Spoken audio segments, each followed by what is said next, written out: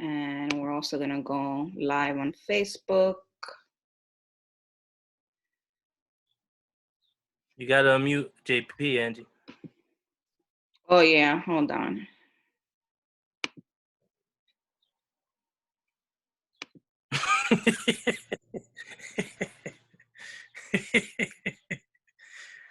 Me está haciendo señas él a mí. No, dice que tiene una gana de hablar. Ya, tú sabes, ya. Exacto. You're unmuted, JP.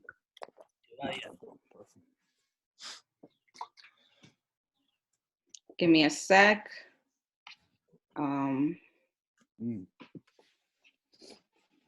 read that? You heard Marilyn's comment, Roberto? Black Maybe was like a tribute to our people, a protest, a love letter, and historical research. Yes. Don, don't start yet. Oh, yeah. Roberto, cógelo suave, Roberto. Why you starting? Hold me back. Hold me back. Vamos a ver.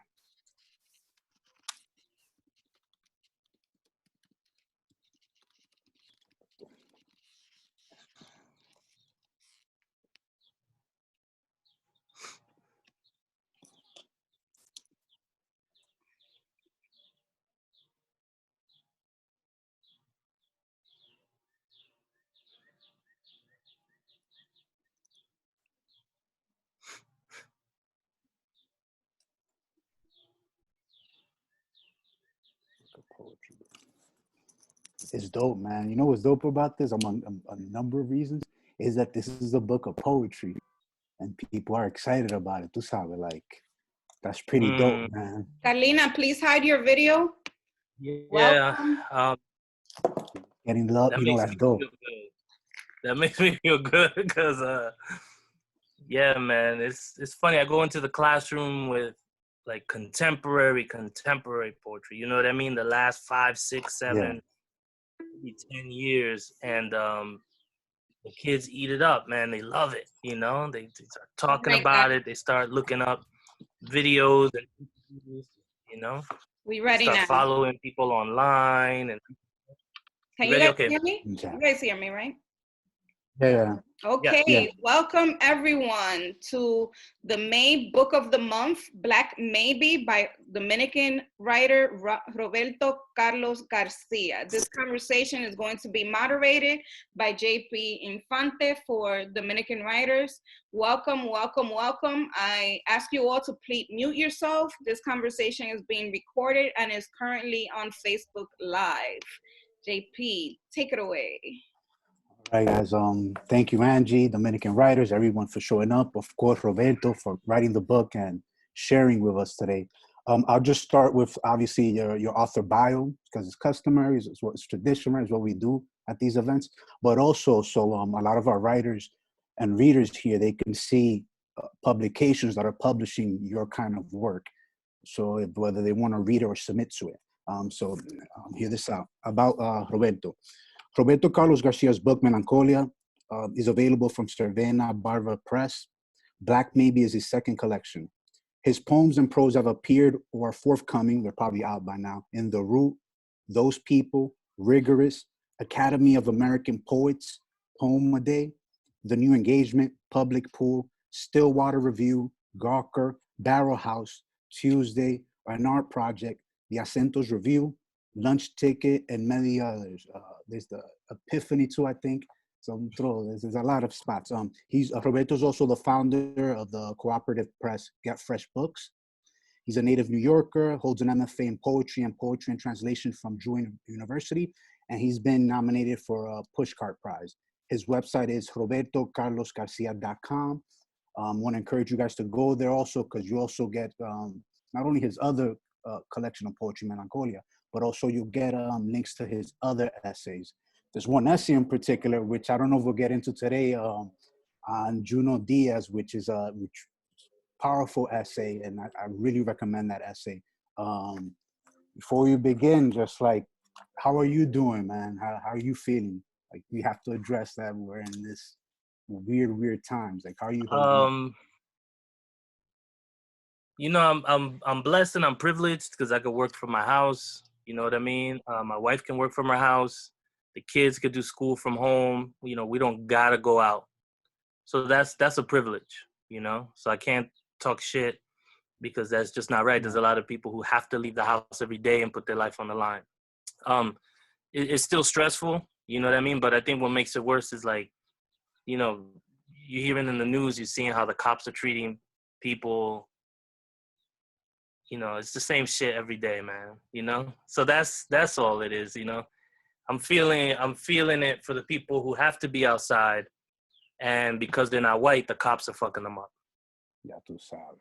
You know what I'm saying? So we dealing. That's it. Aguantando, as the Diaz story goes, right? Aguantando.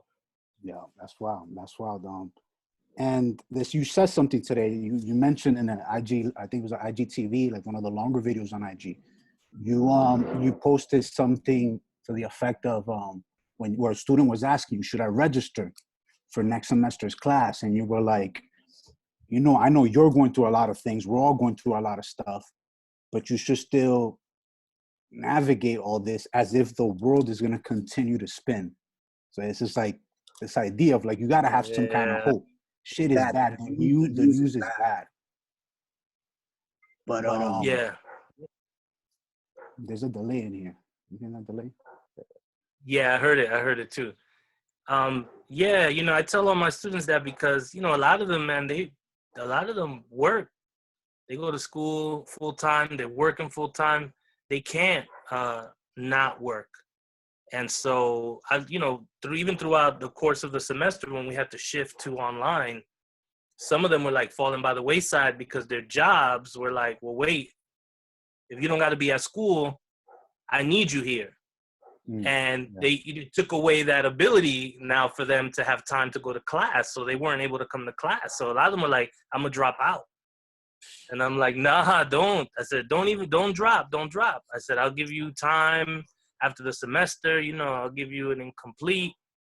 You know, don't give up on your dreams because hopefully when we can return to some kind of normalcy, you're still going to need this paperwork to get ahead, you know? And so I just tell them, look, we're going to keep on. It's going to be different. We're going to lose some people. It's going to be different, but we got to hang on to the hope that, you know, the bad times can't last forever. You know what I'm saying? So we got to hang on to that hope. And before even getting to the text, right? Could you just speak a little bit about the title Black Maybe, the collection we're going to talk about today, Black Maybe, and also the painting, the image, which is super striking.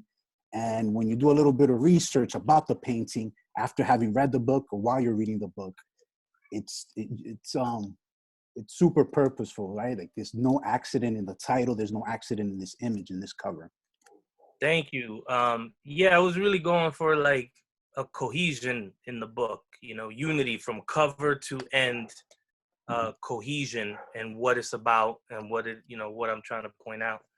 So the title, the song by Common, Black Maybe, was definitely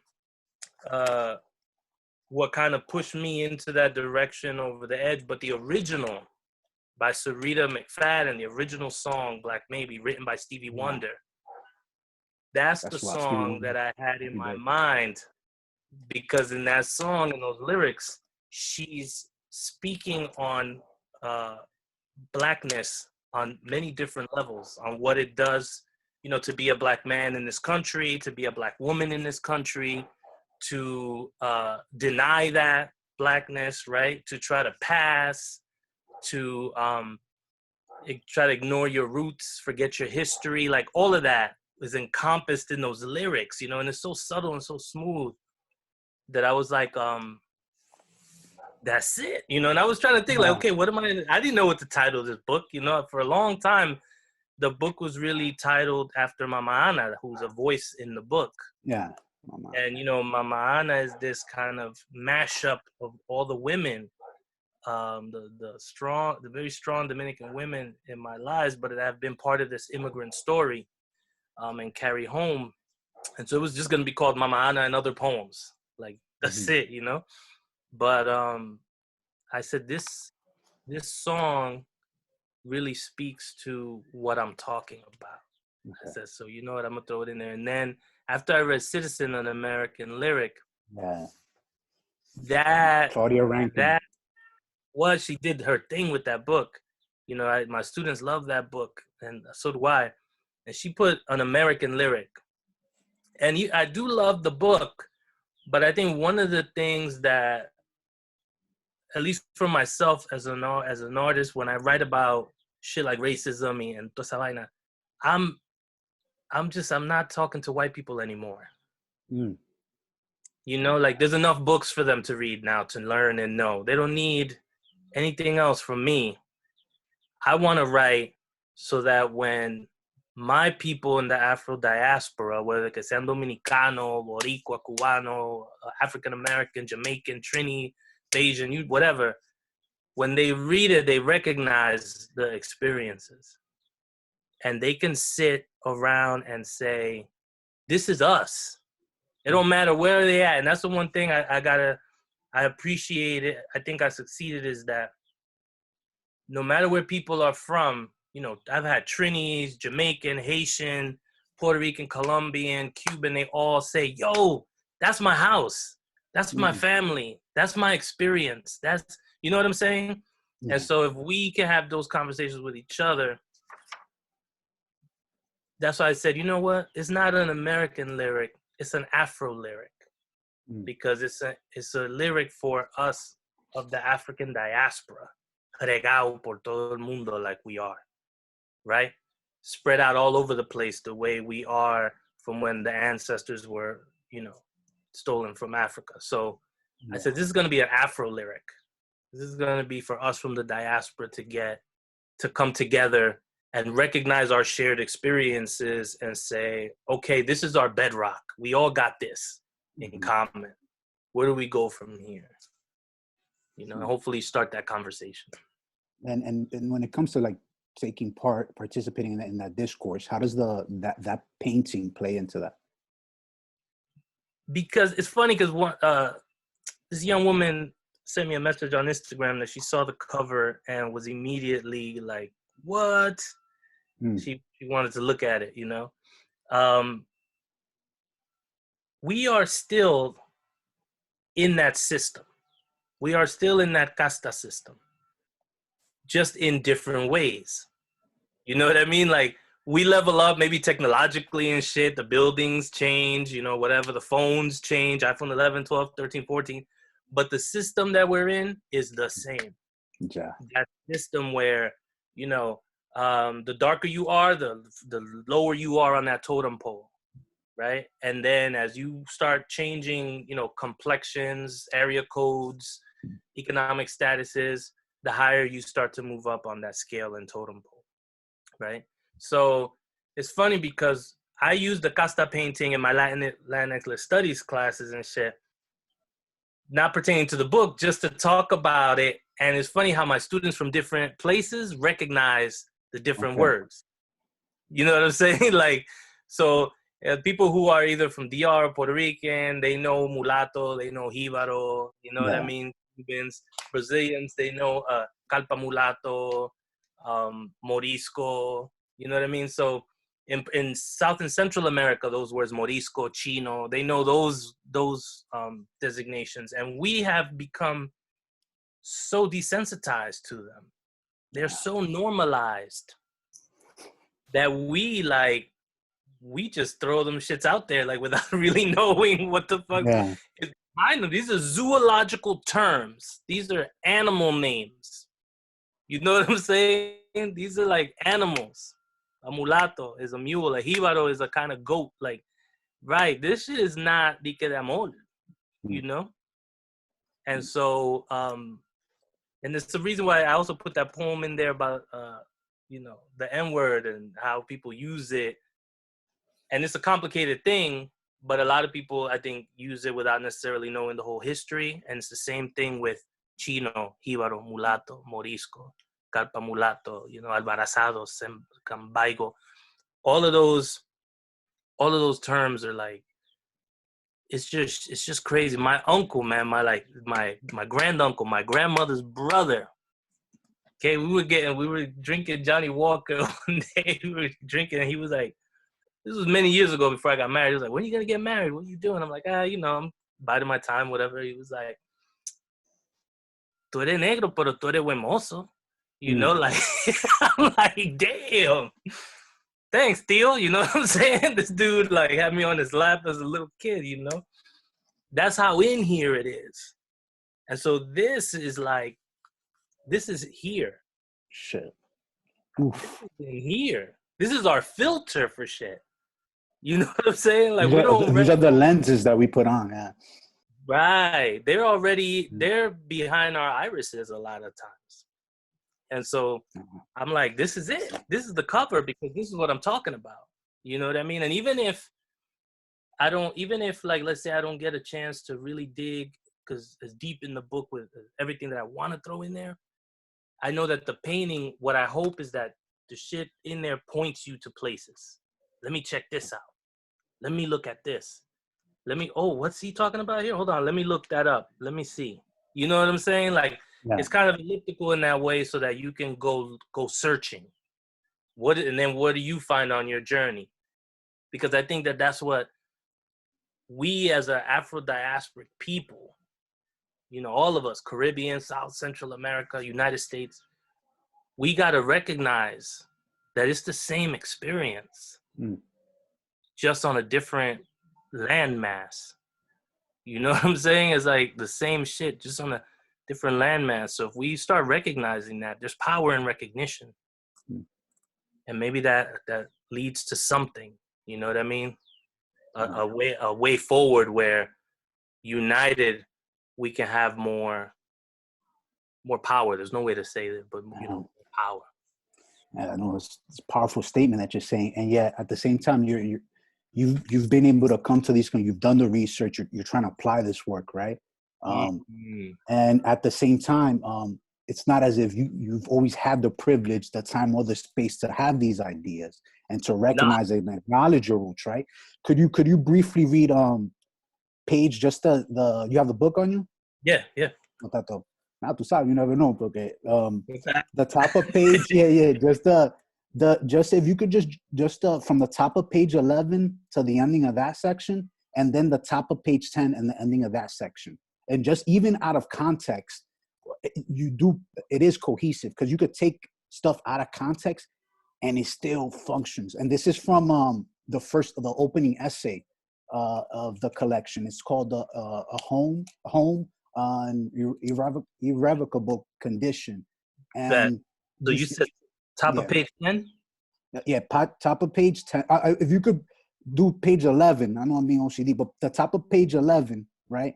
So I survived here, and then jump to the top of page 10 and into make me shit, right? Okay, bet.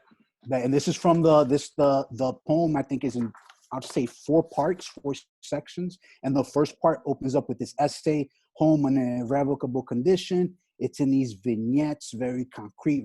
These experiences are crystallized, and what we're getting at ultimately is this idea of survival. And these 2 sections, which Roberto's going to read, I really get to that.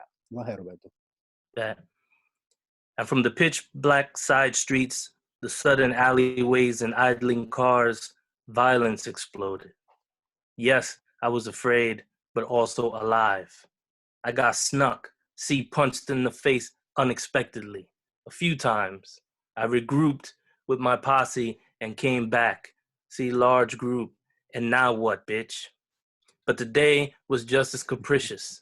I remember a drug deal gone bad in broad daylight. My friend R, the drug dealer, got stabbed and the posse chased after the crack fiend. I remember my friend Felix blocks away and fate guiding him to our turmoil. And Felix rounded the corner, a corner we turned thousands of times, be it day or night, a corner occupied by drunks from morning to evening and Monday through Sunday, beautiful women in mini dresses on Friday and Saturday nights jumping quickly in and out of cars, and young hustlers in loud cars blowing kisses and hooting with no concept of time.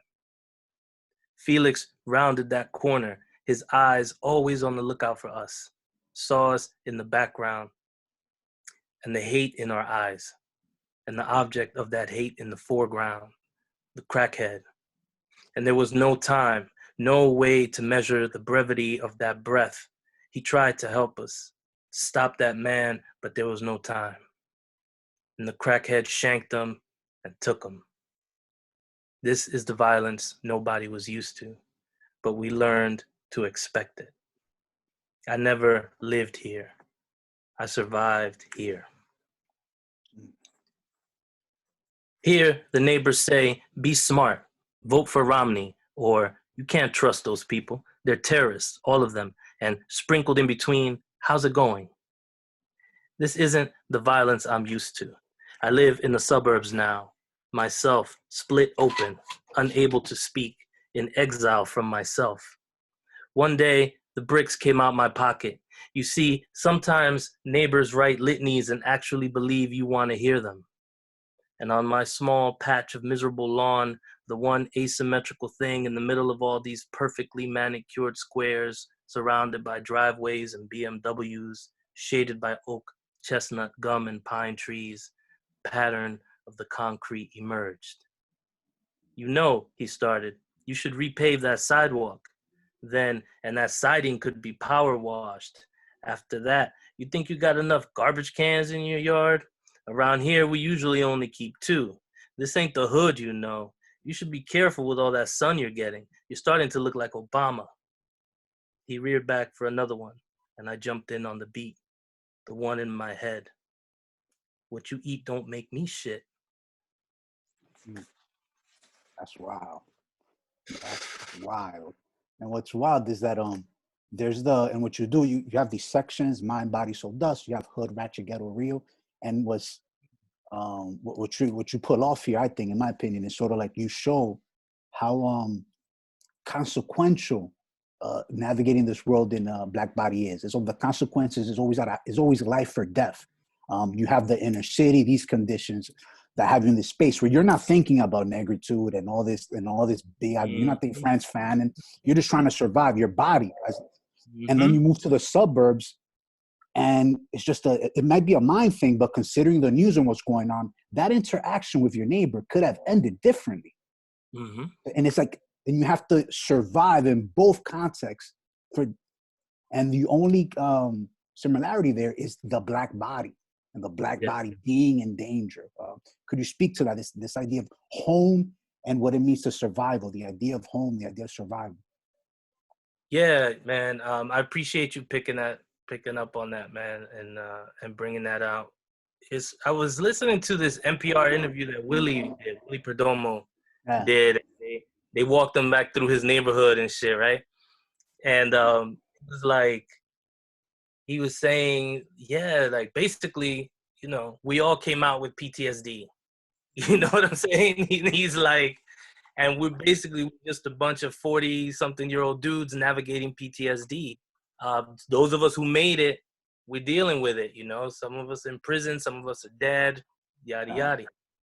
So it's interesting for me being in the suburbs, you know, living this life like suburban dad and shit. Like, you know what I'm saying? Like when I was a kid, there's this fucking show called, what's the name of that show where the kid was like, he was a jerk, man. He was always getting in trouble, but he's a little white boy. Not Family Matters, Full House, some shit like that. I don't know. Boy Meets World, Home Improvement. Which one? His kid's name Cameron or some shit like that. Anyway, I don't know where the chat's at. You know what I'm saying? This kid, I used to watch this kid on TV, man, and just be bugging at the shit he would get away with and get to do. And anyway, so now I found myself in the suburbs, and I'm like, you know, you recognize something where it's not like you fit in the hood.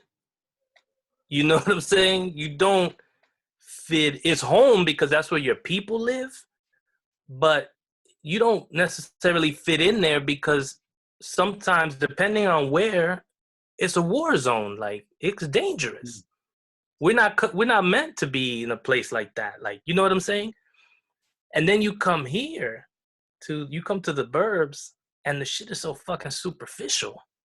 It's so much about appearances. It's so much about, you know what I mean? Like, the shit you're thinking about is insular. it's almost the same, but it's a shallow insularity because it's not about. It is and it isn't, because it's not about protecting your body and taking care of your peoples and coming out of it. It's about like getting a little pat on the head and shit. You know what I'm saying, from the neighbors. So, for me being in this body, like this dude, my neighbor, in real life, my neighbor didn't talk to me for like Obama's whole second term, B. What the fuck? Yo. His whole second term, he didn't talk to me. Yeah, and he's the type of dude. He's always talking about like he's tight with the police chief in town. He's tight with the mayor's office. You know what I'm saying? He's always talking about, if anything goes down, you can see me. Amenazando, like pero no amenazando, like tirando puya y vaina. Right. So my neighbor on one side, they're Palestinian. And so this dude on this side and a guy across the street, you want to like the Ku Klux Klan around here, So that shit comes from, a real experience. But so many of us are in that position every day. So many of us are in that position every day. And yeah, what I was really just trying to demonstrate, man, is you could change the background. The stage folks can come out and rearrange the stage, but you still got to navigate it. Nah. So what that looks like to me is that I'm always in survival mode. You know what I'm saying? Like that shit, it don't go away. Somebody in the chat said it, growing pains. That was the show, Growing Pains. Growing Pains. That's it. Thank you. Was wild is you say in the ending of the first paragraph of the essay, you say no matter where you go, there you are. And there's a moment where you quote your grandmother. You said when in describing the suburbs, right, this new neighborhood you've moved to, every house is quiet, neat, and unassuming. My grandmother taught me to fear what I can't see. And I was like, oof, that's terrifying in its own way, right? And you open up the collection with this essay, these vignettes, right? And just like the title, Black Maybe, it's fluid, it's not fixed. You don't even, is that Black Maybe? Is that the title? There's an uncertainty there. The structure of the whole collection sort of starts with this essay, fragmented essay. And then the second section just hit us with all these voices, I'll say, right? So we're going from place, setting, and now the second section, we're getting at the psychological, all these voices, right? And really quickly, before, if you could just maybe read 2 poems from the second section, I'm just gonna go down. I'm gonna title the poem. I'm gonna say the title of the poem. Then I'm just gonna a quote from the poem, right? And just consider the speaker in all of these poems in the second section, listening to all these voices, and imagine internalizing these voices. And it goes, in the poem, Mama Ana's flat nose. We're not Black. The poem, Back to School. Tú pareces un puro negro. Back to School B-side. You ain't Black, you Spanish. And the poem, A Sense That Something's Happened. You think your car was keyed because you're Black? And the poem, Identity Repair poem. The speaker asks himself, but I'm Black, ¿verdad? In the poem, The Day a Poet I Looked Up to Clowned Me. The speaker's told, oh, you're not Black. So, get this bombardment, because it is a social construct, right? It is not real. And ideally, we're agreeing that race is real, but it's a construct. But there's still consequences to it. And then later on in the essay, you have this line which is powerful, and I want you to elaborate and speak on this, where you go, I completely agree that race is a construct, but identity is a necessity. Could you speak to that line before you maybe read 2 or 3 of those poems in the second section? Definitely. That's based on some shit I tell my white students when they start barking, when we read shit like James Baldwin and Between the World and Me. I tell them, first and foremost, Black, brown is a direct reaction response to whiteness, to people saying they're white, right? So what these jokers are trying to say is we got some European ancestry, and so because of that, we all stick together, right? So when people say we're Black, one, is a way for African Americans to tell white people, you don't get to determine what we're called anymore. We're not Negroes, we're not colored, we're black people, okay? But then at the same time, it's a way to what? Describe people from the African diaspora, right? Whom we all are. So the idea of color as some defining thing, right? This controlling thing is part of racism. That's a construction. But what's behind that is that we are descendants of the continent of Africa and those places. So in a sense, we do have an identity that's tied to this, right? There is an identity. So even though we want to get away from the whole shit about skin color as this God-like determiner, right? We do have identities, right? And our identities, if they're going to be filtered through some bullshit like this, right? That's not a real identity. You know what I'm saying? Yeah. What then is your real identity? See, for me, when I say, you know what? Yeah, a mí no me molesta que me digan negro. I'm proud of my heritage, my ancestry. There's a whole lot of other shit. There's Chinese, everybody got Spaniard in their and if you Dominican, hay un español escondido ahí por algún lado, right? But what I'm saying is that this connection to this shared history and heritage also informs my knowledge of where I'm at in the world today and why the power structure's after me. You know what I'm saying? Because people from where traditionally my ancestors come from are looked at as a commodity, as things to make money. So that's what I mean by identity is a necessity. You better know and understand all that shit so that you know where you find yourself in the world, right? What does James Baldwin say to William F. Buckley when they had that debate? I don't know if you guys seen that shit. I recommend you watch it. He's like, oh, in England, right? Yeah. In England, right? He's like, asking people certain types of questions really depends about where you find yourself in the world. And in order for you to understand where and who you are in this world, you know what I'm saying? There's people who are like, oh, I can't believe they killed that jogger. I don't understand why they would do it. I know perfectly exactly why they did it. I know why we are where I am in the world. I know my identity, right? At least what they perceive it to be. You get what I'm saying? So that's when I say identity is a necessity. We better know. We can't walk around being surprised all the time and shit. You know what I'm saying? We need to know. So that's where that comes from. And yet you've come to these conclusions and you have this clarity of thought and you've parsed through all this, right? But an outcome, you could have ended up someone completely different considering all these voices. Could you maybe read some of the poems in the second section specifically so we could hear some of the voices telling you're not black, and in every instant it's something negative. It's something you're lacking, right? Yeah, because and it's again to point out, and you picked up on it perfectly, is how we view blackness as a negative, right? It's a negation. Even when we don't intend it to be, it becomes a negation. And that's the programming.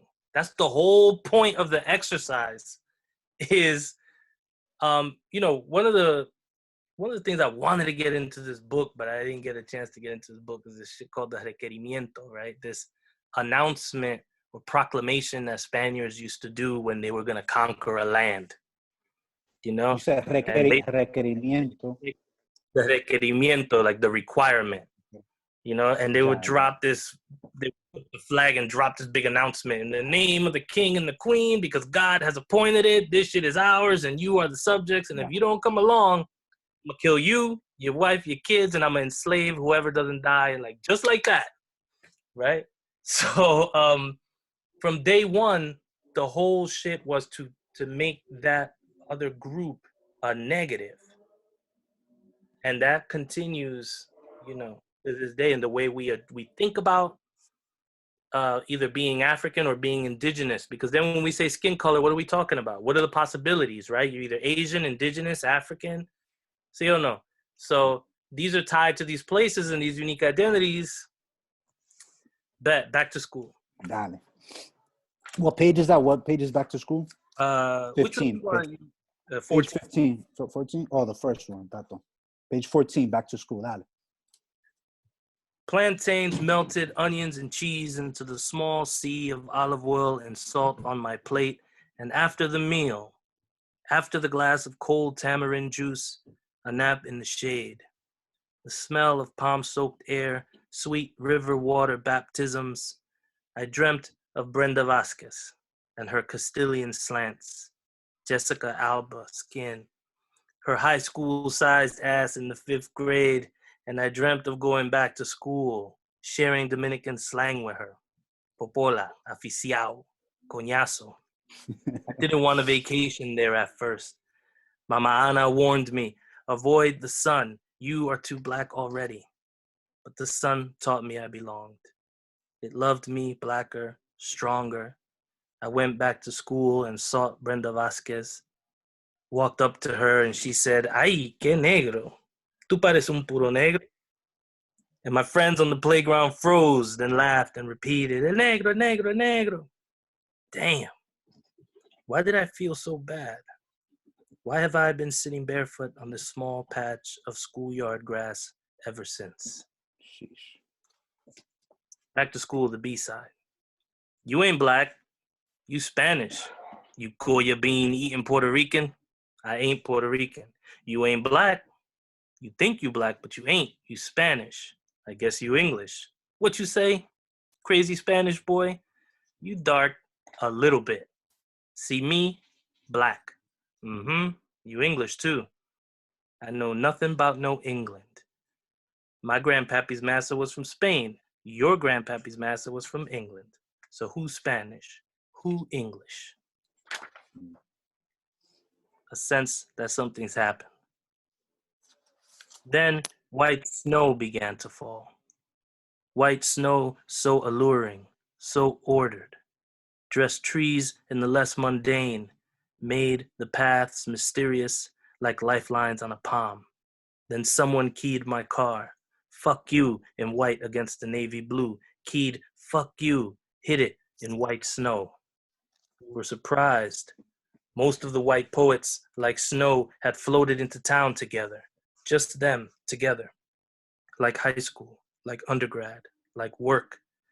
The rest of us withdrew to the dorms, drank wine, danced. A woman kissed me kindness. I, grateful, tried to forget hate. We all wondered what to think. My professor asked me, do you think your car was keyed because you're black? I couldn't know for sure. We sensed something had happened. White snow returned, unyielding. Identity repair poem. Negro, negrito lindo, pretty, negrito chulo, smooth, querido negro, beloved, maldito negro, damn, sugarcane. Yeah, we go back like sun and sweat, crack of the whip, greed and pain, a trip across a cold, salty ocean. Afro-Latino, Pedro Martinez, Jerry curls, Mongo Santa Maria, drums, drums, drums, rum, rum, rum. Latino, black, Hispanic, check here. Latino, white, Hispanic, check here. I mean, soy negro, not AFAM, African American, but I am black, ¿verdad? And I think the last one was the day a poet I looked up to clowned me. He shook my hand so violently I thought he'd shake me off the map. I just finished saying my last name when he smiled real big and nudged me aside. He went to a group of black students and introduced himself. I stared at my outstretched hand, darker than a paper bag and lighter than mulch. Oh, you're not black, black. And I'm cast off aboard my great-great-grandpappy's middle passage, his slaver to the blue-skied, salt-sea air of Caribbean cane fields, same all-inclusive package as our cousins in Virginia. But in this day, we are changed. I am the space left in the wake of the juke move he performed to negate me. my blackness and me shaking hands with the air.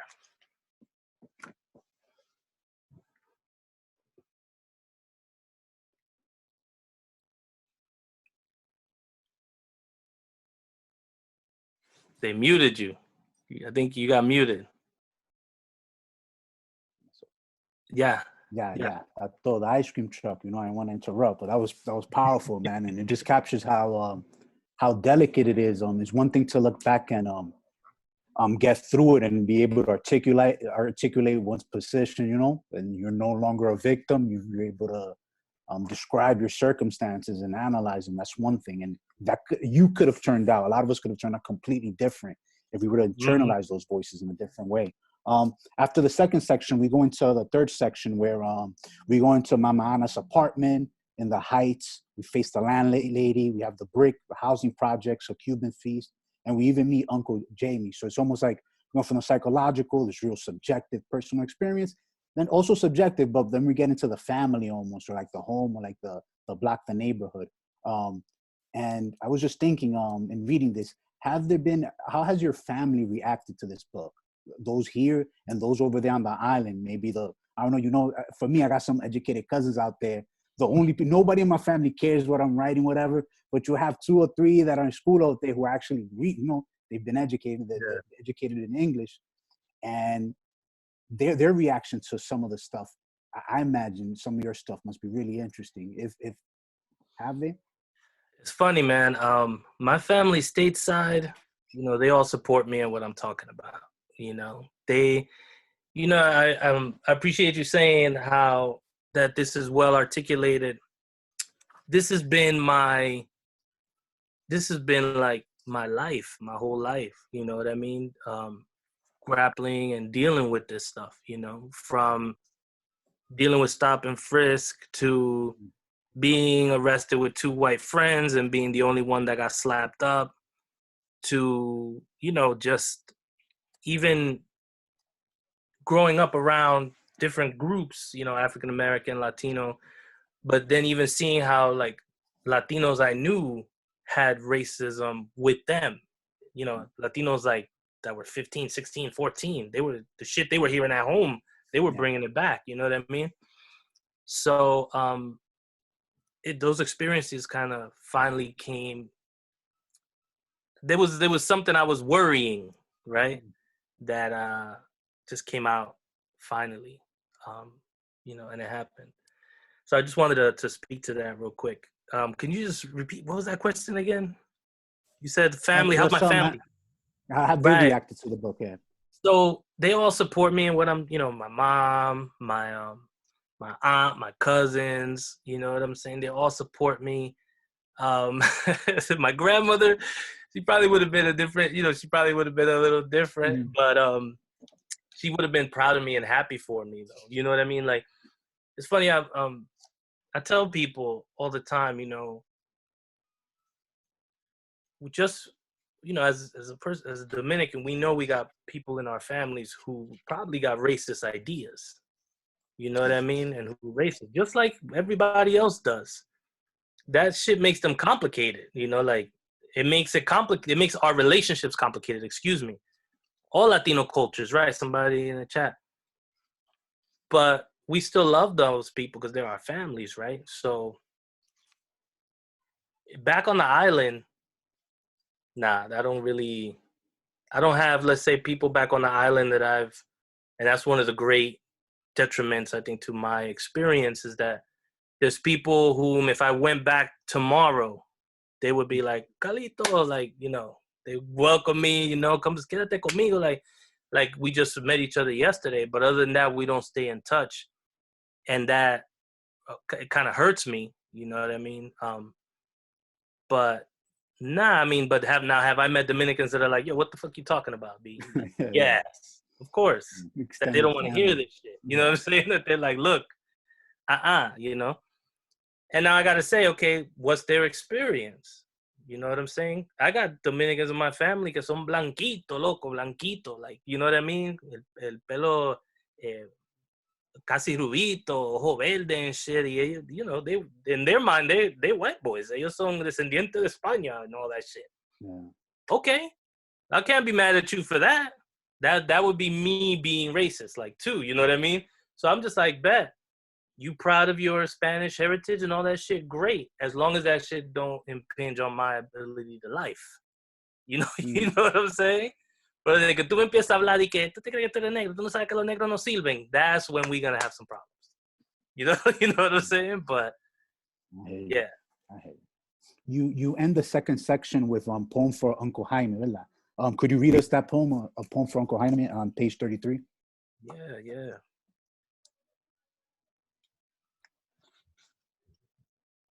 Poem for Uncle Jaime. His big, soft hands had gripped the naked backsides of the pueblo's many married women. Jaime Garcia beguiled with blue-green eyes. He was a stone-cold fucking machine, and a well-mannered mama's boy, too. The viejas called him gentleman and bandido. He eased up and down the lane, giving kids candy money, booze to beggars. He even drank sambuca with the cops. Jaime crept on your wife as she sat in the shade drinking limonada and you away working. Pueblo husbands half suspected the infidelities. They met and played dominoes to study the facts. It became a club of sorts. Each husband pretended, no, not my wife. Passed off fake smiles like hyenas. The doubt buoyant as a motherfucker. Then Piel Canela came to town. Piel Canela because she was burnt like sticky cinnamon, hair and eyes black like shadows in midnight's bedroom. Her teeth flashed wicked. Jaime passed her gate one day, saw her bent over, gathering dry palm for a fogata to keep mosquitoes away. He spoke slick. She finished his sentences. The fall was quick, and the toucans stopped their songs. The river ceased its dance, and the viejas prayed with agua florida-soaked rosary beads. And Jaime barely made it out of Piel Canela's bed before her husband came home and imagined him. His wife naked in bed, asleep, not yet evening. The feathery hiss of gossip carried him off to the domino club, to rum, hand smack domino tables in bitterness. Kill Jaime Garcia. Piel Canela's husband said no. That would be too easy, and pulled a slight hammer from his linen blazer, a hammer like a child's toy made of wood and metal. With this, he said, I'll get that bastard. At night's sharp edge, they found Jaime stumbling drunk along the lane. They beat him, took off his clothes, beat him some more, and Piel Canela's husband came up from behind, held the tiny hammer high up like a testament, and brought it down hard like a judgment behind Jaime Garcia's ear. The cry. My God, the cry. After the convalescence, the wives, like roadside flowers, waiting, and Piel Canela, so bold she met him at the gate as nurses walked him in. She searched his eyes for the blue-green wildness. Drool dripped from his lips. He was a boy, a dumb boy. And this is how you end. This is the third section. You ended with this poem about Uncle Jaime. Then we go into a chorus, and then the first poem we get on page 37 is Mama Ana Speaks on Men in Power. And we've gone from like the context setting, the psychological experience, then we get into like the home, the family, and now we're in a place, then the book almost so opens up. So we're talking about men in power, politics, big figures and all that. But at the core, essentially, it's about men in power, those in power. Even though you speak to a congressperson, a congresswoman in Puerto Rico, but for the most part, it's about men in power. And could you read to us page 37 what Mama Ana says about men in power? Mama Ana speaks on men in power. Será bueno mocharle los huevos y dársela a un perro con mucha hambre. It would be good to cut their balls off and feed them to a very hungry dog. Oh man, my grandmother used to say that all the time. So I grew up in a matriarchy. You know what I mean? My father was a Rolling Stone. So it was my grandmother, my two aunts, And my mom, she was in and out. And, it was always some type of beef drama with dudes on TV, you know what I'm saying? Or if there was some dudes. So, yeah, men in power and the different ways they abuse that power. But then also how, especially with Mandela, how we can take a righteous, dangerous man looking to liberate people and turn him into Santa Claus, in a sense. Yeah. Same thing with I call it the Santa Clausification of Martin Luther King, where people talk about MLK now, and it's sort of like, oh, he's the best. Exactly. But when you look at clips back then, and even newspaper articles, like this guy, they were talking about him like he was like Satan, that he was just going to destroy America. Yep. Support and how things change. We sanitize them. We're gonna live to see when they sanitize Colin Kaepernick, and when they sanitize Serena Williams. You know what I mean? And when they sanitize like J-Lo and Shakira, and them, like we're gonna see when they turn them into these little happy ass figures. The other thing about the poem is also a way to bring Mama Ana's voice in, to try to kind of bring more of her voice in authentically, right? Not just, she's in constant conversation with Piñero and Baldwin in the book. Yeah. They're the chorus, right? Because so much, there's a couple times in the book where you hear the speaker says, I'm not Puerto Rican, I'm not Puerto Rican. And that's because for a long time in America, if you spoke Spanish, you were either Puerto Rican or Mexican. You know what I mean? So like, I heard all the time, what are you, Puerto Rican? Like, once I left New York, that was it. You know what I mean? Like, I was nothing but Puerto Rican ever. Like, so that's in there also, pointing to that fact, right? Pointing to that way that we're showed, but also to express, that men, we got a lot of fucking learning to do, B. There's a lot that needs to happen, man, Yeah, and if Dominicans were small in New York at that time, when I moved to Jersey, where I moved to, as a matter of fact, I'm working on this piece about dudes who are complejado about their hair too, right? And los dominicanos también teníamos esa vaina con los Jerry curls. And there was no, like, Dominicans out here, forget it, small minority. So that's why that's in there like that. Yeah. And after that third section, you ended with this essay, Black Maybe, which is it's creative nonfiction. Let's just call it that, because you're really touching on a number of your personal experience, the Afro-Dominican diaspora experience.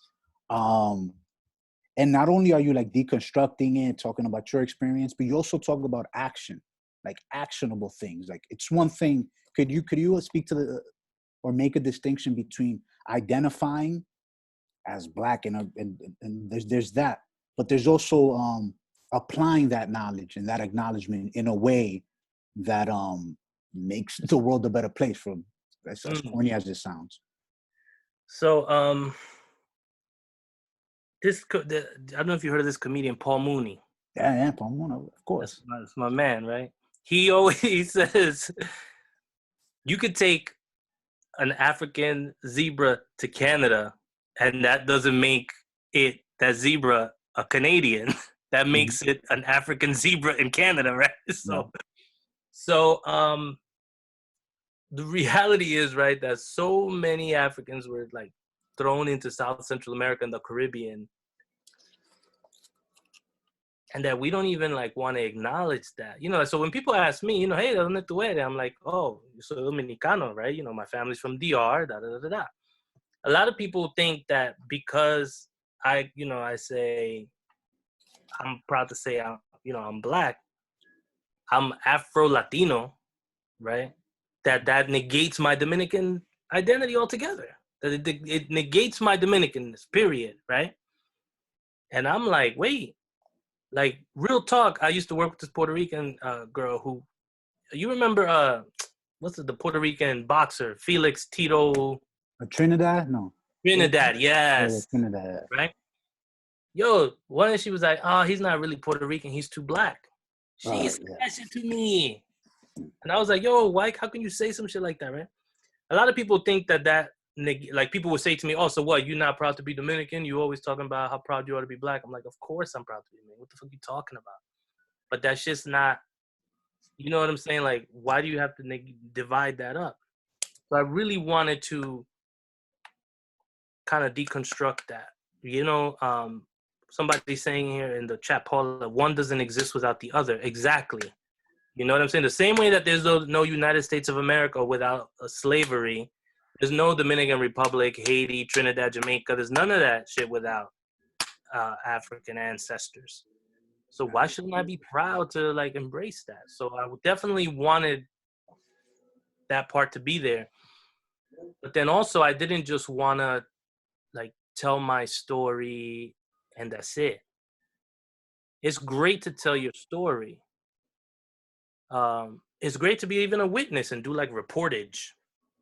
But with something like this that hits so close to home, that's so important to me because ideally in my mind, man, we would see like DR and Haiti, you know, like a powerhouse Caribbean conglomerate. You know what I'm saying? Yeah. That work together to unshackle themselves from the World Bank and the International Monetary Fund and all the corruption that's destroying it and the resorts and all that shit, right?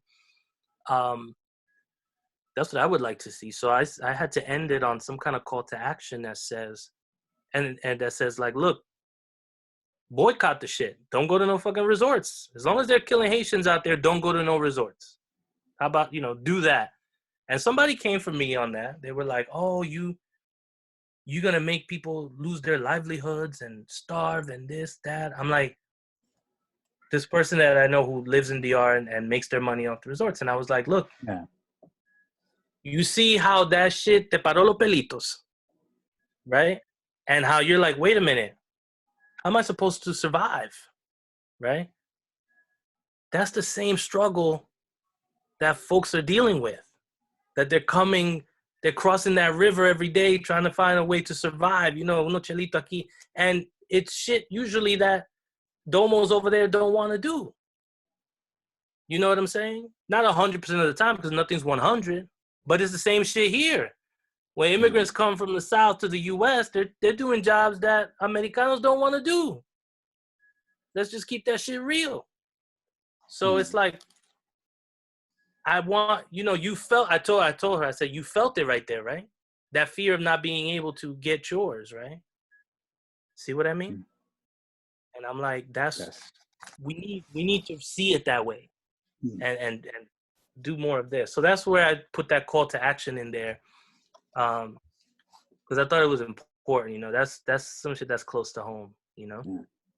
And it's almost like before we open it up for questions, in the essay Black Maybe, it almost functions almost like the thesis, right? Like you'd expect almost this to be the opening, almost like an abstract / thesis where you get like everything makes sense.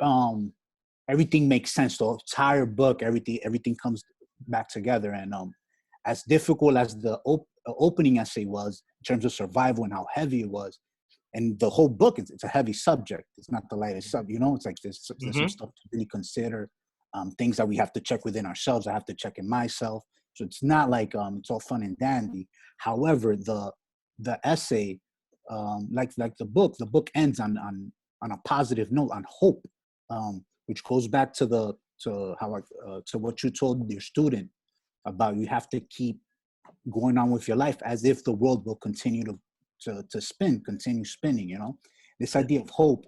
And before opening it up to everyone, I wanted for you to just read the ending at page 63, where isn't this a derivative of the Haitian Dominican struggle, in reference to Baldwin's quote. Oh yeah. Because I think we need it right now to end on this image that you end the entire book on, which is a really beautiful image. And if we could end with that, and then we open it up to everyone. Bet. So I'll read the quote too. Yes. The African before him had endured privation, injustice, medieval cruelty, but the African has not yet endured the utter alienation of himself from his people and his past. And he has not all his life long ached for acceptance in a culture which pronounced straight hair and white skin the only acceptable beauty. Isn't this a derivative of the Haitian-Dominican struggle? Haiti is strongly tethered to its past, to its identity as a nation comprised of children from Africa, while the Dominican Republic is trying to be anything but. The Dominican idea of identity and beauty and acceptance is rooted in Eurocentric ideas of beauty. My grandmother, our extended family, and Dominicans I know have taught me that changing heart and minds is difficult work. It takes time, but it also requires revelatory experiences and forging new memories that can smooth the scar tissue of old traumas. Unfortunately, Haitians and their Dominican-born children don't have that kind of time. My individual effort at accepting my Blackness, my history, and my attempt to build a way forward isn't helping them. But America and the civil rights movement have taught me that I have options. I can exercise my political power by writing a petition asking the President of the United States to pressure the Dominican government to ensure that the rights of Dominicans born of Haitian descent are protected and that Haitians facing legal deportation are not butchered or beaten in the streets. This petition should demand that our president threaten to cut off aid and issue sanctions if the Dominican Republic does not comply. I can reach out to my local and state representatives and ask them to support the petition. I can use my social media presence and challenge friends, family, and celebrities to put their names behind it. Just as importantly, I can tell my story, the truths I've pieced together from history's lies. If you're white, take what you've learned from this essay and put your privilege to work. I don't mean that disrespectfully, honestly. If you're like me, Black, Dominican, American, and you love your Dominican grandmother or mother, even though they talk that shit you can't wrap your head around, seek the knowledge and then educate them whether they like it or not. Start the process of figuring out how the Dominican American experience can help island Dominicans get their lives together. Start the conversations that can actively inform the Afro-Latino experience and the Afro-Caribbean identity. How does the Afro-Latino Caribbean experience in America mirror the African American experience for you? We need to talk about this. In time, these conversations can help all Dominicans to be more like our Haitian brothers and sisters, proud to walk Black and beautiful in the sun. Roberto, thank you, man. Thank you, Papa. Powerful, Thank you, powerful man. stuff. I know people got questions because Thank you, I Roberto. still got questions. So we ask everybody to please hit the participants tab at the bottom of your screen and look for raise your hands. And if you have a question, just raise your hand and I will unmute you so that you could go about asking your questions. You guys were very active on the chat, so come on. Paola, Marilyn, Vanessa, Alida, I see you, Vianney. Eileen también. Eileen. Está por ahí. I see everyone. I'm scrolling. I know Paula had one earlier. Pero... Yeah, so here it is, 747. It says, question, when you move through the world as a Black person, how does your experience as a Dominican American person differ from those that identify as just African American? Do you experience a different sense of privilege? Are you tethered in a different capacity? Or are you grouped as just Black and your Dominican identity is erased? That's a great question. The first question, right? As I move through the world, okay? My grandmother used to love to tell me, tú eres un gringo, tú no eres dominicano porque tú naciste aquí. So she would be like, si te preguntan, you say you're American, you know, and that your family's from DR. So, you know, I'm an American, but I'm proud of my Dominican ancestry for sure, right? So the African American experience is a unique experience, right?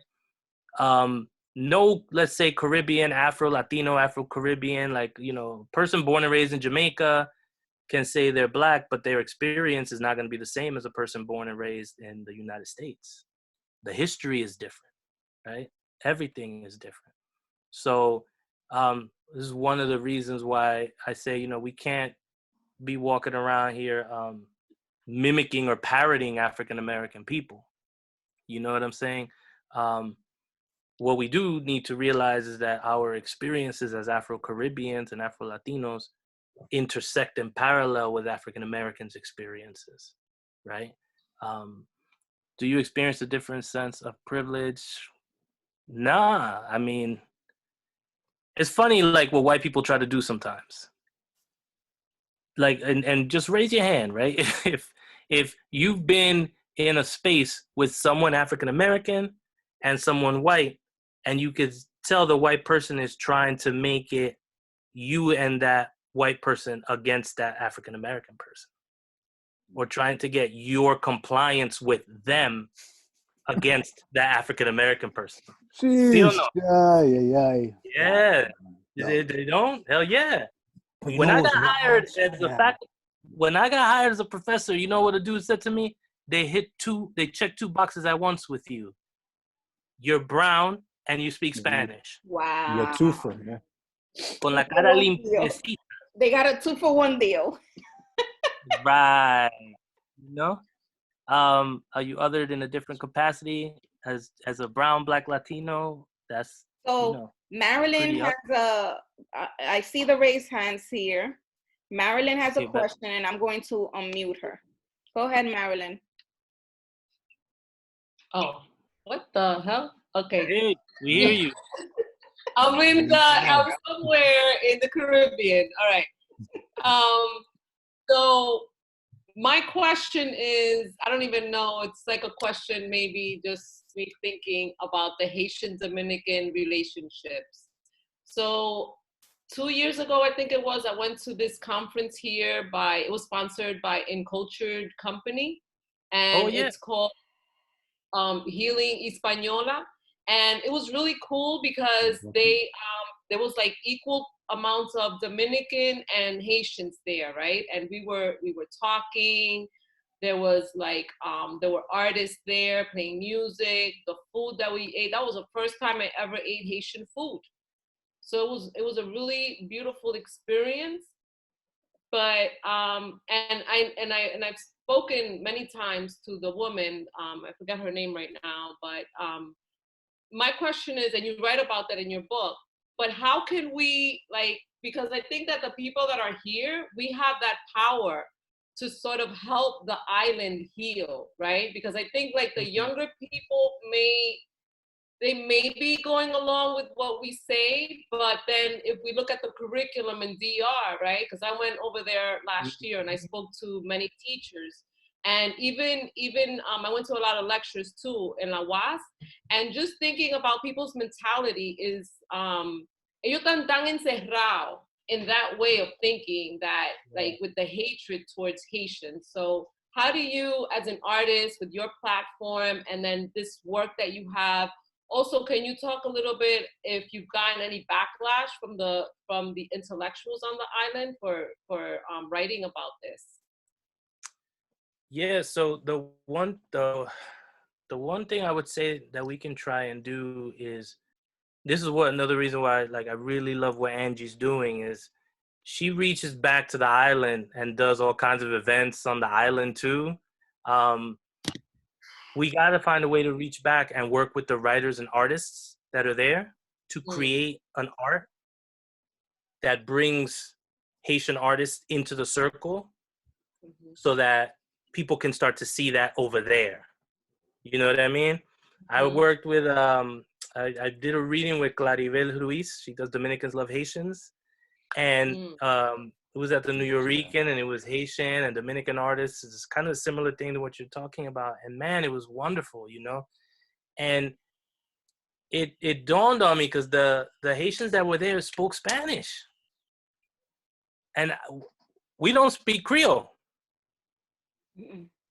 Most Haitians can speak Spanish. Yep. And we don't speak Creole. That's terrible. I trained with this dude. He's Haitian. He's a real good dude. And I told him, I said, yo, you're going to teach me Creole, and I'm gonna teach you some Spanish. You know what I mean? As far as changing like the superstructure in the DR, that's a whole nother animal, man. That's like, hopefully what happens is, one of the things I've been hoping is that the book would be translated to Spanish. And I gotta get on that and try to find a translator and see if they You're want. hoping? Why you don't tell us that you need the book translated? Angie, I need this book translated immediately. Okay, I got you.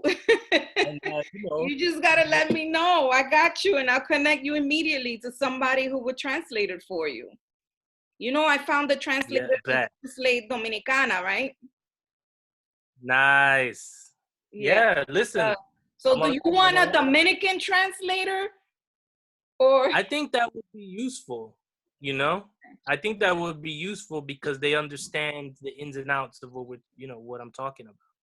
okay. Pero, you know, Marilyn, thank you for your question. You could hide yourself again. I'm going to call on Alida and unmute her. Alida, you could turn on your video. I am unmuting you. Trying to unmute you. Thank you for unmuting me, but no video today, baby. Okay, that's all. Tranquilo, Bobby, tranquilo. Go Por ahead. favor, llévame suave, que bolero.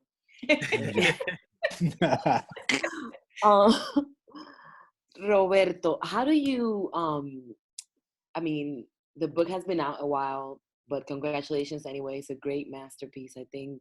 Oh, thank An you. affirmation, and kind of like a love letter to Blackness. But I was wondering, how do you stumble on poetry, right? Like, how do you, because you start writing when you're young, you do your thing, but how do you say, I'm going to be a poet, and what path am I going to take to do that?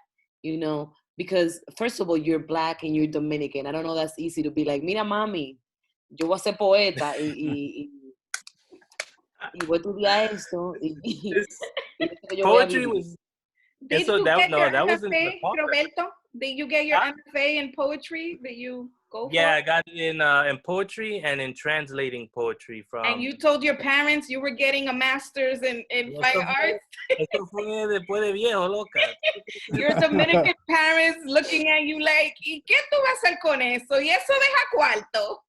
No, it's funny, right? That's like the equivalent of you saying que tú vas a ser bachatero. Right. My grandmother had it in her heart that I was going to be a doctor.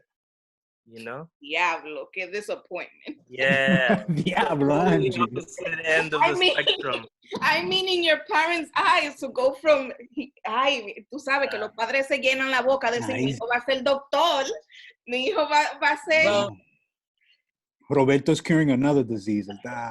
yeah, for real. It was funny. I was like on my way. I was on my way to college. Life got in the way, and I went to work in corporate America. Oh wow. I dropped out of school because my daughter was born. So I dropped out of college to get a job so I could get benefits for my daughter. And one thing, before I knew it, I looked up. I was in the business world for many, many, many years. Many years. I was making good money too. But then, like when 2008 hit, when 2008 hit, and the banks and this and that, I was like, they were forcing us to do these loans, and I was like, I'm not doing this shit. Like, I have teachers, I have janitors, I have people coming in, and they were trying to set them up with these crazy ass mortgages. You know what I mean? Like, I was like, I'm not doing that. So the bank let me go, and my wife was like, yo, just look at all these books you got. You're a fucking nerd. Like, what are you doing? Like, so I said, I'm gonna go back to school. And I went back and I just, boom, I went straight through, did the whole 9 yards. And it's funny because I was gonna go to law school. And my creative writing professor was like, look, it would be a waste if you went to law school. Wow. He said it would be a waste. She said, you need to write. O sea, tú no tienes el don para ir a ser abogado. Mejor quédate en los libros. Yeah. She said, because whatever it is, she said, you got it right. And so I kept writing. You and just your teacher encouraged you. That's right. And I just kept going. But I'll tell you, like when I got my bachelor's and I said, I'm going to go get my MFA, my wife was like, How much money can you make with that? Y que no te pase, te está pasando ahora. Yeah. Al final del día hay que pagar la renta y hay que comprar pamper y pagar school, tuition to those. But look, this is the wild thing, right? That I was like, look, best case scenario, I get a 10-year track job. And I get tenure, and then we got the state benefits. We see the kids go to college for free, boom, boom, you know? A best case scenario. So, you know, I had a timetable I was working with. If I didn't accomplish that shit in time, se acabó la poesía. So I but you know, thankfully it worked out. But Ya no se come. I just want to say to you though, if you write, okay, this is the thing. If you say I'm not comfortable calling myself a poet, okay, don't. If you say I'm a poet or I'm a writer, you want to own it and say it. Great. None of that shit matters. You know what matters? Do you sit down in that chair and write? Do you then go back and revise what you write? Do you read? Do you keep reading and learning and seeing and what's going on? Who's saying what? How are they? What are the ideas that are being expressed? You know, are you connected to art? Okay, are you committing yourself to that? To sit in that chair or at that standing desk and write those words. That's it. Después de eso, call yourself whatever you want. But this is what is it that does it. You get what I'm saying? Yeah. Like sitting there and telling that story, your story, you know? And as long as you're committed to that, you will find your way. You know what I'm saying? You'll find your way. We have another question from Vanessa. Vanessa, you ready? I'm going to call on you. I'm unmuting you, Vanessa. All right, I'm going to stick with Alida and leave the video off because it's late around here. That's all. So thank you, Angie. Thank you, Angie. Thank you, Roberto. Thank you, JP. This was a great conversation. I love the book. I've used it. It influenced some artwork. It's come up in the writing. That's dope. That's dope. There's some citations out there.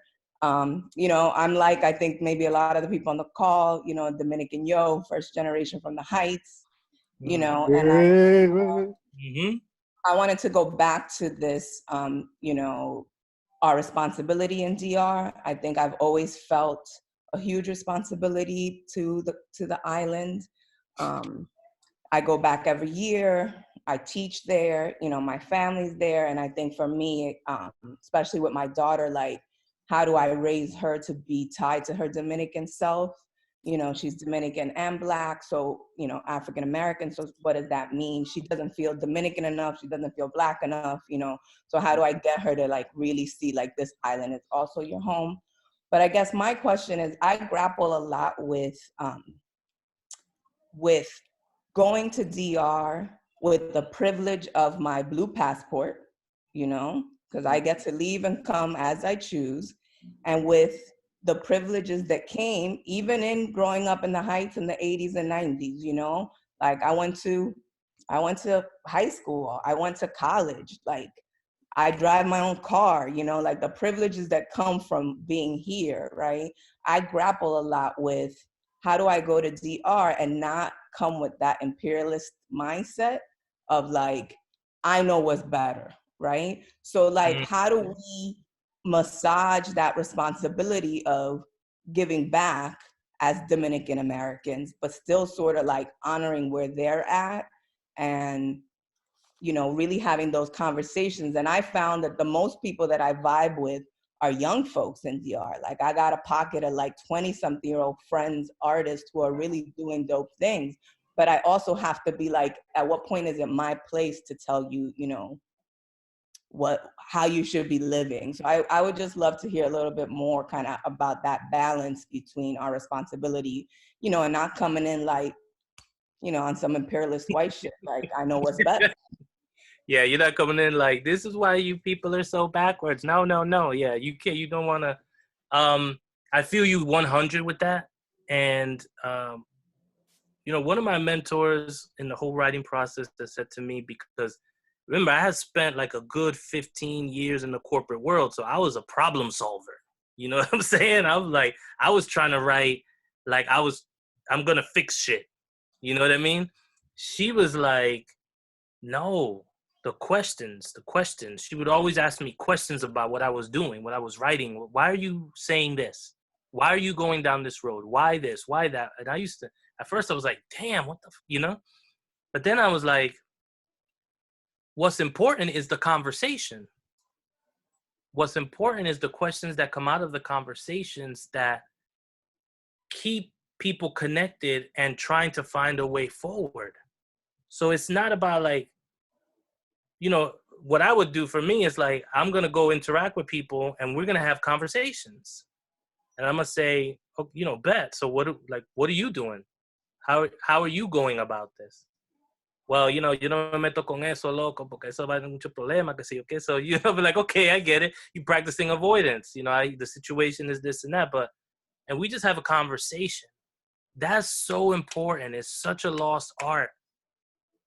We are so often in a rush to convince people of something, as opposed to having the type of conversation that lets people come to their own understanding, if that makes sense. To your point, JP, that's why I put the essay at the end, because I didn't want to like, I didn't want it to come off like I'm giving, here's toma tu, toma Preachy, vaina. right, Manifesto. right. What I wanted is for people to walk through the experiences. Okay. And then be like, damn, why this? Why that? Or what happened here? This, and then when you get to the end, when the shit is like a ton of bricks already on you, and you're like, damn, there's that hope. You can't deny it. By that point, you can't deny it. Right. You're just like, look, this shit is happening to people. And so that's the whole goal, is to just to have conversations and to realize, okay, what's my goal here? What can I actually do? What can one person do? I can't change the superstructure of this whole island, hundreds of years on this shit.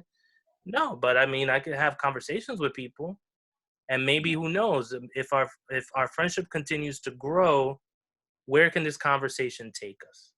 What could we achieve, you know? And I don't know. I mean, that's where I'm at, because hasta que se trate de resistencia armada, you know, there's not much else I can do, right?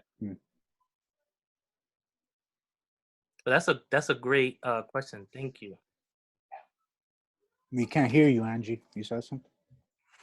Angie was yelling at Paola to raise her hand. Paola is unmuted. Ask your question, Paola.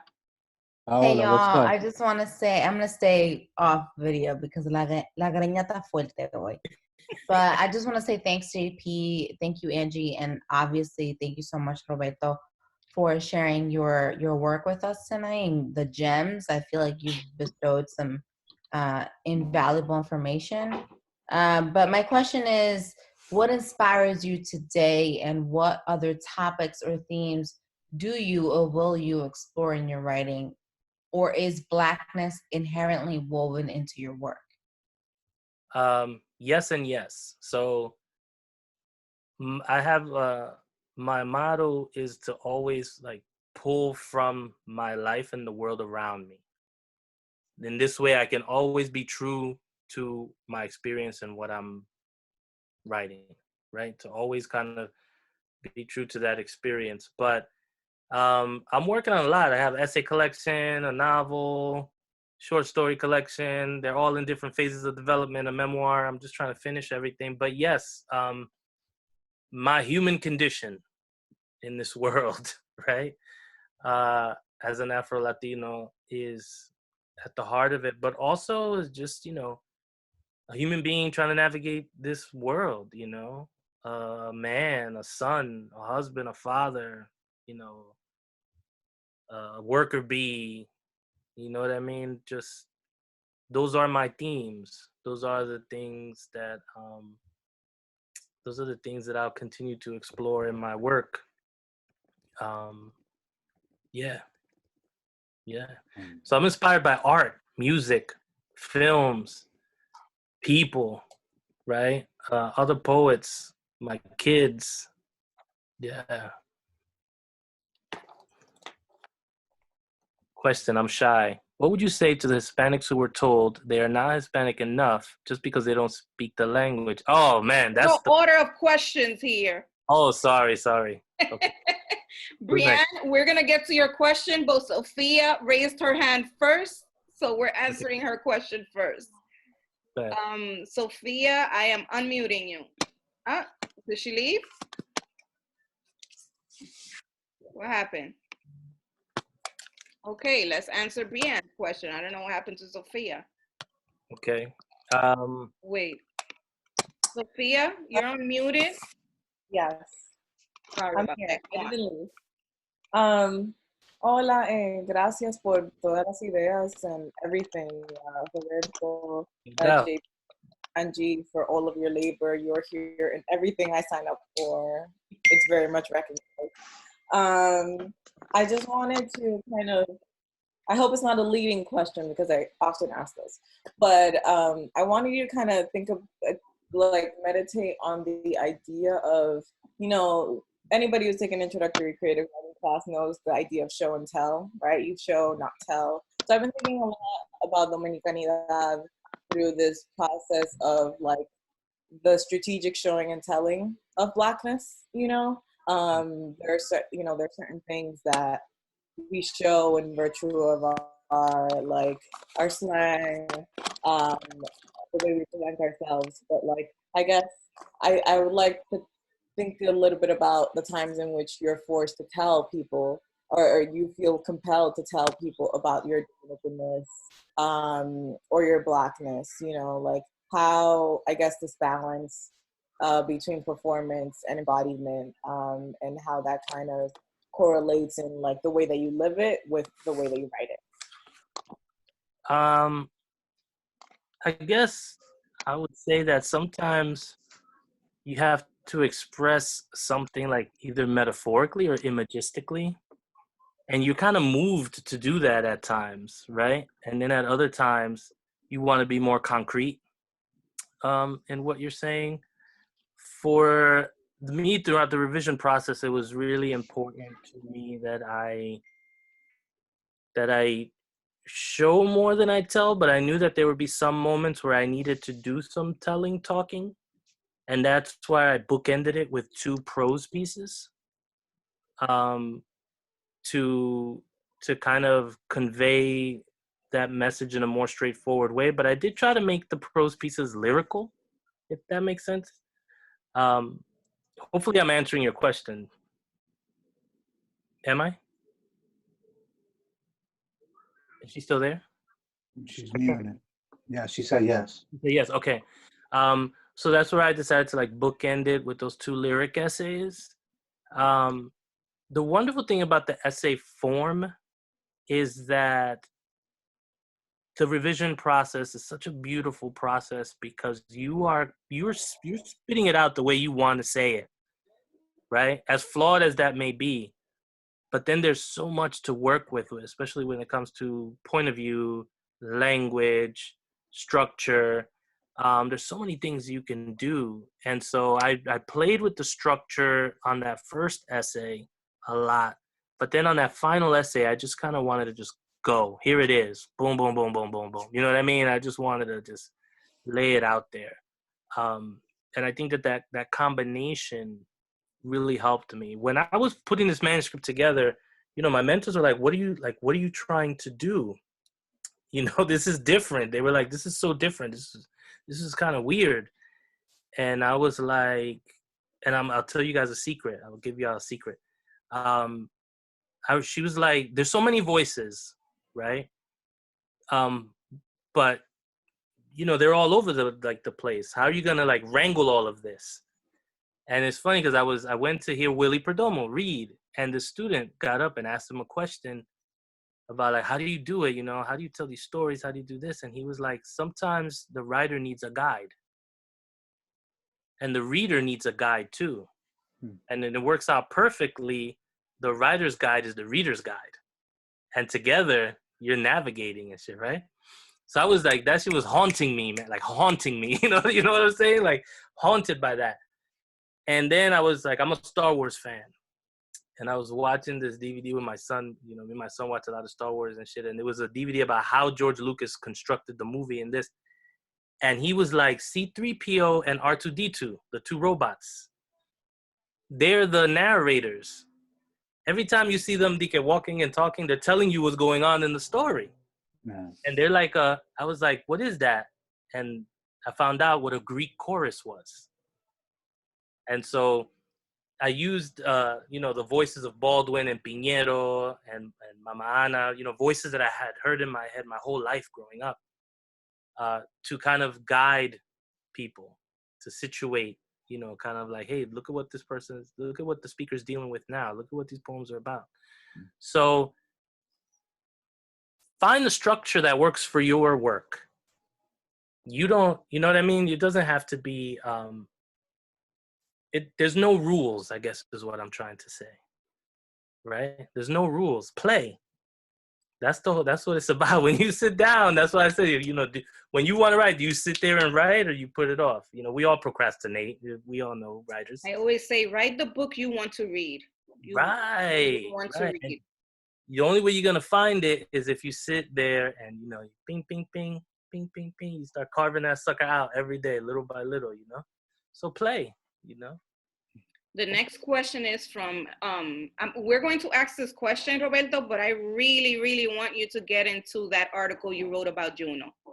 Okay, bet. So this question from Brianne.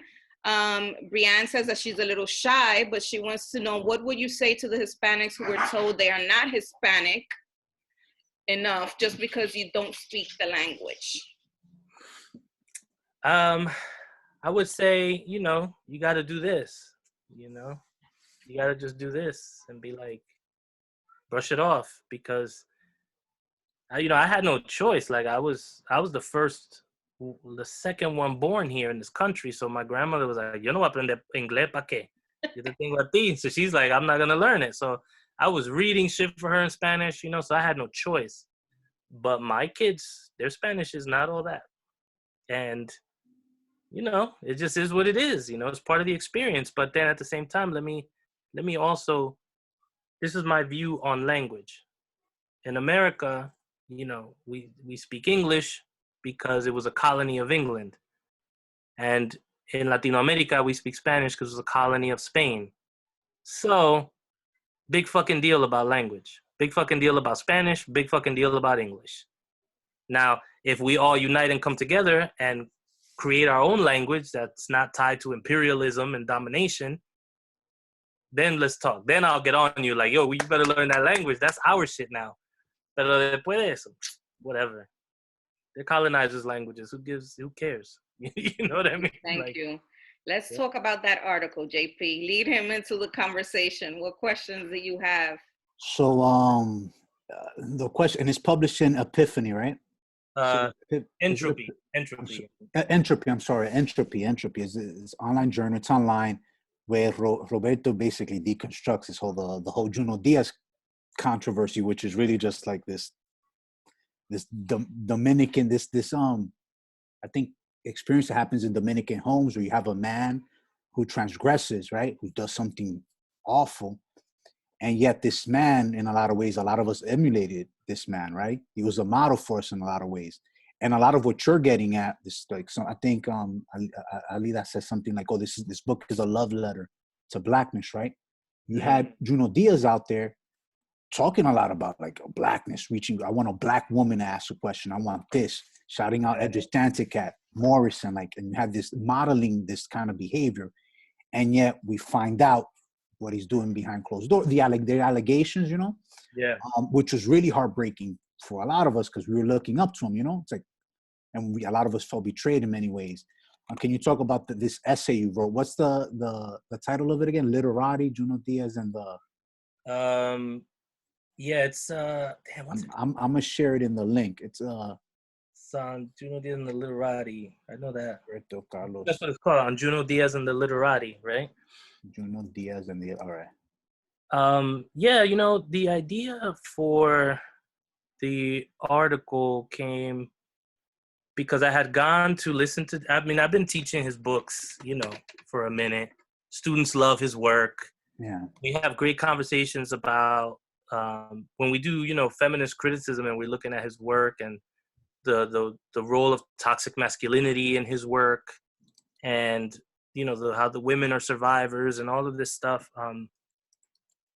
And now with this new added element, when I bring in like, look, this is what he's accused of, and you know, the conversations are interesting because just this semester, a young woman in my class was like, you know, that's none of my business. She said, I like this book. I was like, okay. You like, what do you mean? You know, she's like, okay, if he was a dick to a couple of women, yeah, that's fucked up.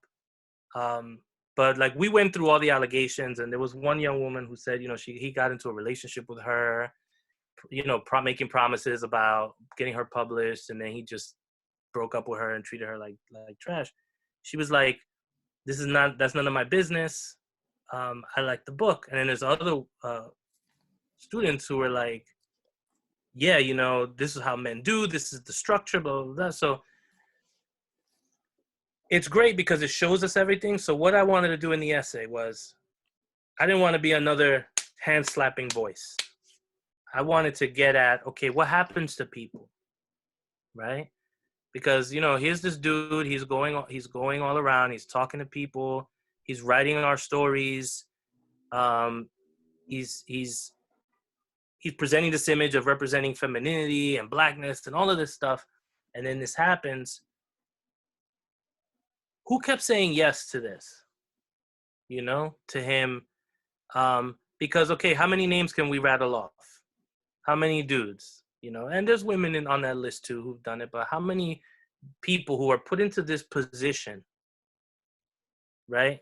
And are basically kind of then coddled and hidden away by institutions. Like, I've gone to workshops and I've been led into a room and told, okay, the students are yours, go for it. And they close the door and they leave. And it's just me and them. I can do whatever I want. I don't have to sit through no sexual harassment shit. I don't have to sign no disclosure, no waiver, no nothing, right? And so the institutions have a lot of fault with this stuff too. Okay, we could put a name to it. You could say Juno. You could say however many people you want to say. They're gonna have to pay their pound of flesh because you know how it is, right? They're gonna get come for it. But then the institutions, they still remain. Like the colleges and the workshops where young women are sexually harassed. Okay, you blame the teacher, but what about the institution?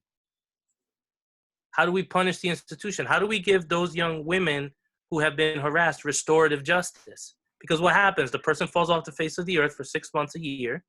Then they come back, all is forgiven, right? Right. The institution is not taking responsibility for their part. The institution, right, continues to set an environment that allows this to happen. And now these women who were trying to become writers, who were trying to, you know, who were in love with literature, and maybe they saw this writer as their doorway. Is it right? No. Should we be hero worshiping, idolizing? No. But does it happen? Yes. It's human nature. I'm not gonna lie and say I wasn't kind of googly-eyed when I first saw Juno Diaz. Of course I was. I was like, yo estoy buscando uno ahora. Mi gente, you know what I'm saying? Like, shit. So it's like, come on. What are we gonna do with these institutions?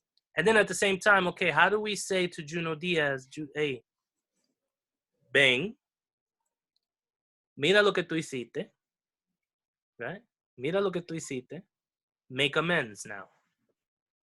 Make amends. What does restorative justice look like? Not just for the victims, but the person who did this. How do they restore justice to these folks? Right? What do they do?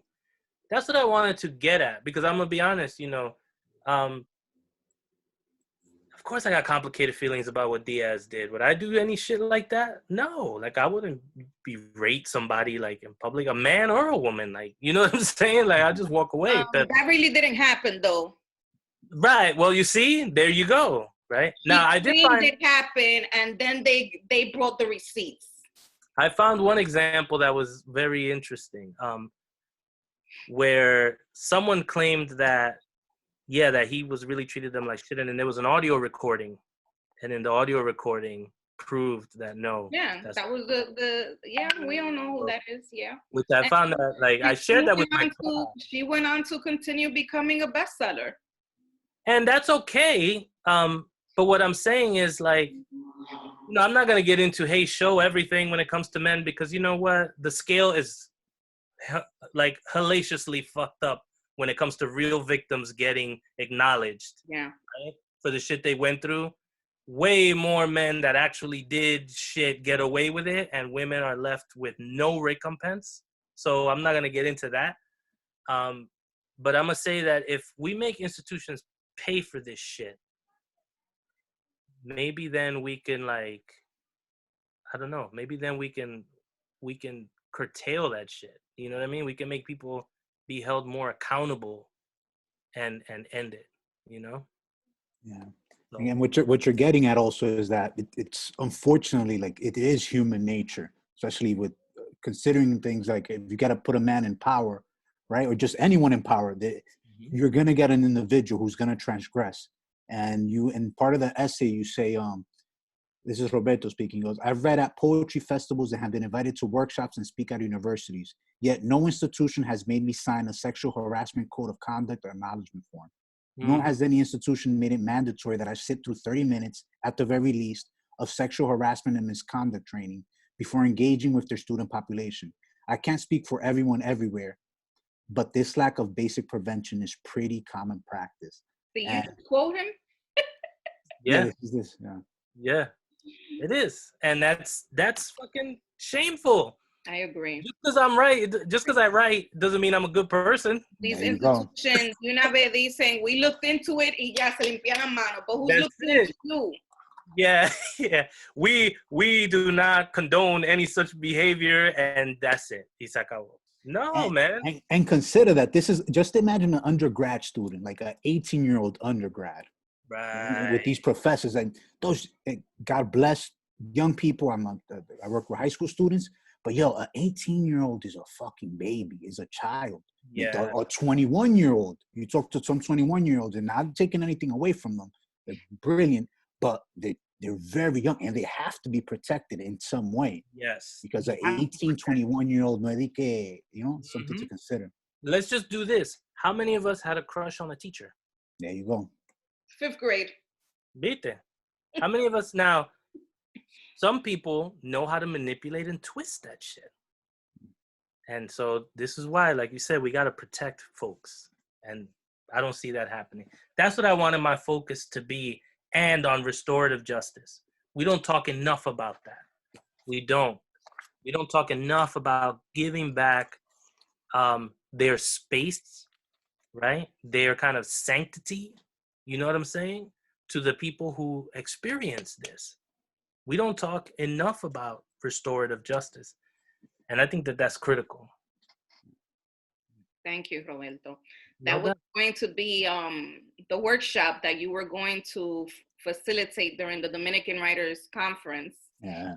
On what happens when our literary heroes fuck up. That was the actual name of the workshop, and I was so looking forward to that because I had begged you to finally. I was looking forward to it too. We had a good panel set up. You know, I want to. Maybe we could just set up the workshop online now. También. I just want to. Ready, because you know I'd be quick. So a mí no me diga que sí. A mí no me diga que sí. Let's do it. You let me know and we'll do it. I want to just address something somebody posted. You know, they posted something about 80% of the foreign births in the DDR from Haitian mothers. How come the good things the Dominicans do never make it to the news? I agree with you. You know, why is the fact that the Dominican Republic was the first one to send doctors, nurses, and provide aid to Haiti after the earthquake? This is all a part of the good aspects of it. And this is another kind of this is another thing that we kind of conditioned to believe, is that just because we want to improve one area of ourselves, of our country, of our community, that we don't appreciate the good things that they do, when that's not the case. You know, we understand that DR provides aid. We understand all of that stuff. You know, however, there's more that can be done, and that's all. I think that's all we're saying. You know, it's not, look, DR is so bad and evil, and they're the bad guy. That's not what we're saying here. You know, we're just looking at the complexities, and that's really what I want to be out there.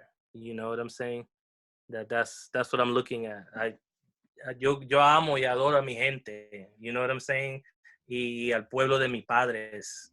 Y nuestra cultura y todo eso. But this shit we got to work on. Nobody's perfect.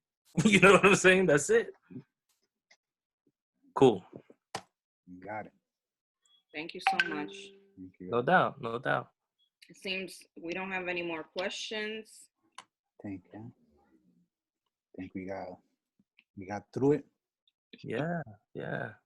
Bad. Definitely, Vanessa. Yeah. Definitely. Layers. Yeah.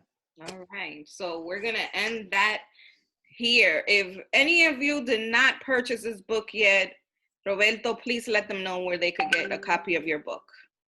Hey, good looking out, JP. Yeah, if you go to my website, robertocarlosgarcia.com, and you go to books, you can click the link. It'll take you right to the publisher. So I really, really want you guys to buy it from the publisher.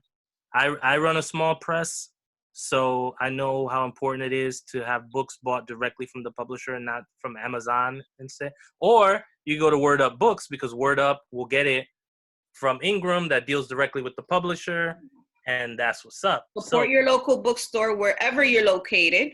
Yes. Whether it's in New York City or Chicago. I know Sabrina's in Chicago. Unfortunately, some of you will have to give your money to Amazon, but get it. But support your Dominican writers, everyone. And I'm so glad you all joined us tonight on this conversation. I really appreciate it. Once again, this was Roberto Carlos Garcia. Black Maybe was the book of the month. Next book of the month is Clap When You Land by Elizabeth Acevedo. So get your book, people, and start reading, because we have about 41 people already registered for that book discussion. So we're excited for that. So thank you, JP. Thank you, Roberto. Stay safe, guys. Have a good night. Keep writing. Keep writing. Oh, Roberto, I did want to ask you before we left, what books influenced your writing? Oh, man. So everything Willie Perdomo ever wrote, you could book that. Julia Alvarez, How the Garcia Girls Lost Their Accents. Juno Diaz books, of course. Perito Mas, Down These Mean Streets. That book. I saw you posted this book, The Cocaine Kids. Cocaine Kids. That's a classic. That's a banger right there. What else? Poetry, Robert Frost, Langston Hughes, Emily Dickinson, believe it or not. Emily Dickinson, like to the top. Emily Dickinson? Yeah, yo. Really? She's the first white rapper, kid. Look it up. She is. Gabriela Mistral, a lot of hip-hop music, and boleros. Those boleros, Camino Sesto, Jose Jose, El Puma. Oh my gosh, there's just so many. Jose Luis Perales, those male divas that those man divas that our abuelas listened to. We had the long plays, Nino Bravo, Los Ángeles Negro. Los Ángeles Negro, wow. You know what I'm saying? Como quisiera decirte. That dude, you know what I'm saying? El trio. Oh my God. Just really a lot of music, and a smorgasbord of literature. The autobiography of Malcolm X was a big one, because that really, it showed me how just my love of books could take me somewhere, if I had the chance. A lot. Yeah, those are just a few. Thank you so much. Thank you for that list, because our writers are always asking, what is influencing you to write? What is? I'm gonna email you a list so you can share it with folks. Great, wonderful. Thank you so much, everybody. You're welcome. Stay safe, everyone, and have a good night. And thank you for joining us. You too. Bye. Thank you, guys.